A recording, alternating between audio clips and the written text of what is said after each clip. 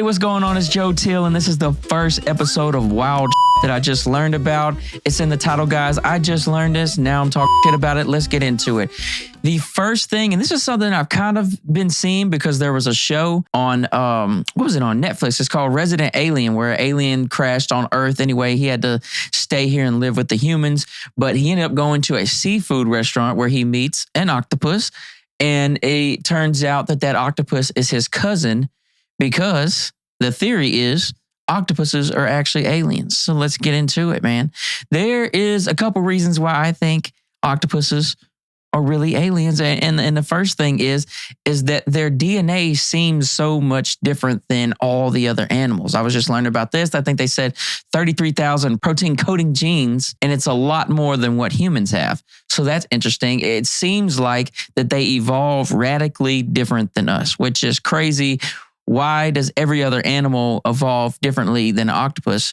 That's very strange. It makes me think of something that they call panspermia. Panspermia is when is a theory that stuff gets brought here, maybe from like an asteroid or something crashing into the earth or whatever. Basically, whatever makes an octopus crash into the earth, and it developed differently than all the animals because of that. That is a theory. Like I said, this is just a theory. Another thing is that they're unbelievably smart. Apparently, octopuses can solve puzzles, remember human faces, get out of like enclosures, use tools. It's crazy. Apparently, their brain works through their arms. I was just learning about that a minute ago. So like they have like 8 mini brains. And also, they are masters of disguise. They can just camouflage into things. They can just like turn into John Cena and then they're gone. I can't think of another animal that does that besides maybe like a chameleon. A chameleon can kind of blend in, but they just seem so different. I'm starting to think like maybe octopuses are aliens. And there you have it. Let's go to another topic. Next topic, and this is something that I just learned recently. I was on ChatGPT and I was, what did I ask it? I was like, what is Kim Jong-un up to? Because I feel like that's a dude that you might have to like, keep tabs on. He seems to be up to some wild stuff a lot of the time. So I got to scrolling on there, seeing what all North Korea's getting into here recently. And one thing I saw, and it's something I never saw or thought about before, is kamikaze drones. I don't know why this blew my mind, but it makes so much sense. I guess you go back to like the Japanese. They had a plane. They had a person in said plane, and they just rammed into you. Bam. You lose, somebody lose a life on both sides, and that's why. And I'm sure the kamikaze is a Japanese word. I'm pretty sure. This using a drone seems so much smarter because you just crash into some, it explodes, and then you don't lose a person.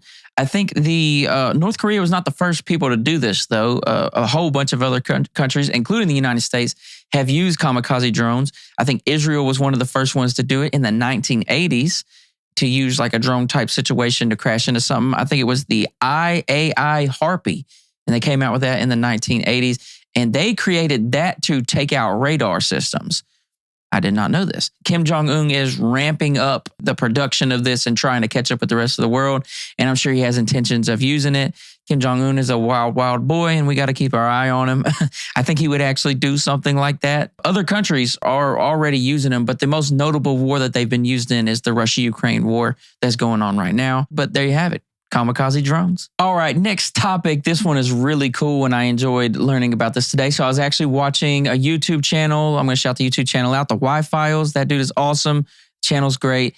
The whole episode was about finding stuff from a certain time period that doesn't necessarily seems like it should be from that time period, like something more advanced than what should have been in that time.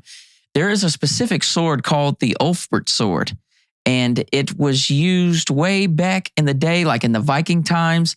And it seemed like it was of a better quality than all of the iron swords and most of the swords that were out there.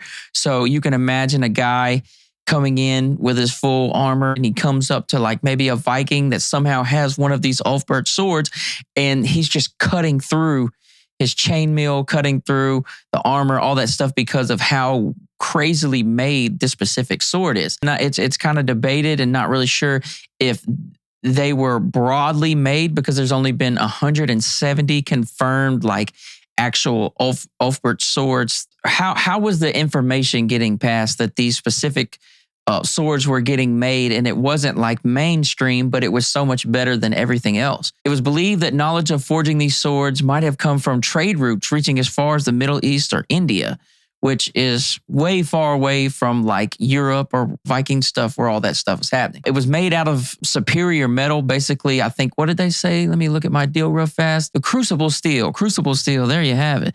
And apparently they were just so much better that it could, they wouldn't break. They were made stronger. They looked better.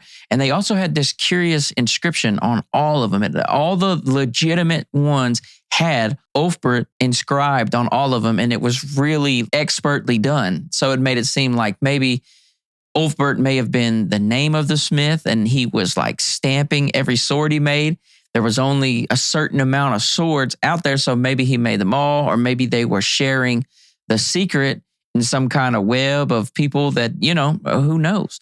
It's just cool that there was like in this time period, there was a sword that was way better than all the other swords, and it was only being used by a select few. And it would suck to have your regular little piece of shit iron sword and meet somebody on the battlefield that had an Ulfberht. You'd be next section. And this last topic here, this is a sad one. This just happened. This is terrible, but it's definitely interesting. So let's talk about it. On December 29th, 2024, the Jeju Air flight from Korea crashed at the Mon International Airport in South Korea, resulting in 179 fatalities out of 181 people on board. That is terrible. The probability there is wild, though, for the 2 people that survived. I mean, 179 people pass away, and there's 2 people on board, and they somehow survived. That is crazy. But it seems like that they also had severe injuries. So that's just a wild, sad thing. I think that's one of the biggest plane crashes that's been in a long time. It's very sad. So what happened is, apparently, they were flying through the air, just chilling, and they struck a bird, and it hit the landing gear. And so the landing gear couldn't deploy. So when they got where they were going, they attempted to do what they call a belly landing. And the pilot tried to bring it in on the belly of the plane, and it hit the ground and it slid. And apparently they crashed into a concrete wall at the end of the runway. To me, that sounds a little wild. Why is there a concrete wall at the end of the runway? That just seems like some Wile E. Coyote, but maybe I shouldn't say that on this, but still. So now they've launched this big investigation into it, and they're gonna inspect all the Boeing, I think it was a 737. Yes, it was. And make sure that the rest of them are safe. But that is crazy. That is something wild I just learned about. So there you have it. Hopefully that's the last airplane crashes we have for a while. And yeah.